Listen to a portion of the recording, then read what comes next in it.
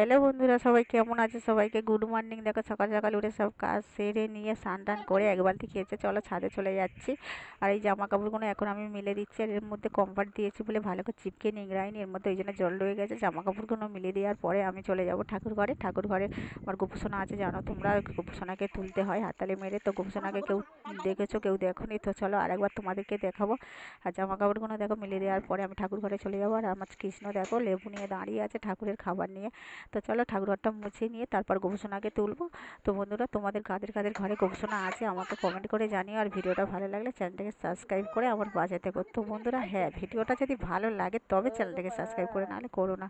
কারোকে আমি জোর করব না, কারণ কারোকে জোর করলে কিছু পাওয়া যায় না, ভালোবাসা দিয়ে ভালোবাসা পাওয়া যায়। তো বন্ধুরা চলো, টাটা বাই বাই, আবার দেখা হচ্ছে পরের কোনো ভিডিওতে।